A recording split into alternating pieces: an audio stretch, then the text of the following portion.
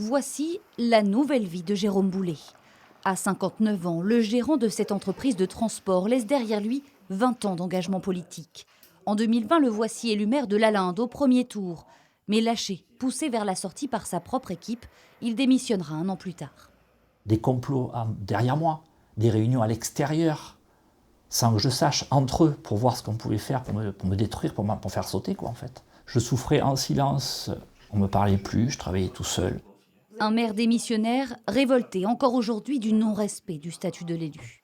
Je crois que quelquefois on y crache dessus, il faut arrêter, quoi. L'échéance, c'est la fin de mandat. Alors si on n'est pas d'accord, on quitte le conseil municipal ou on laisse ses délégations, mais on laisse le maire aller au bout de son mandat. C'est pas lui qui doit flancher. En Dordogne pourtant, ils sont plus de 20 maires à avoir abandonné leur écharpe en 4 ans. Il y a une semaine, c'est Delphine Labails, maire de Périgueux, qui annonçait jeter l'éponge après un arrêt maladie de 4 mois.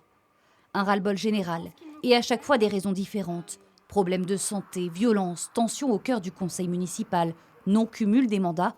Pour le président des maires ruraux, l'État doit agir pour inverser la tendance.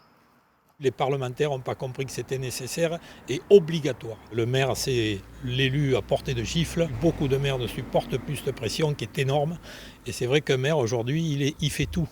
Il est le curé du village, il est l'assistant du village, il est le maire du village. En France, plus de 2400 maires ont quitté leurs fonctions depuis l'élection municipale de 2020.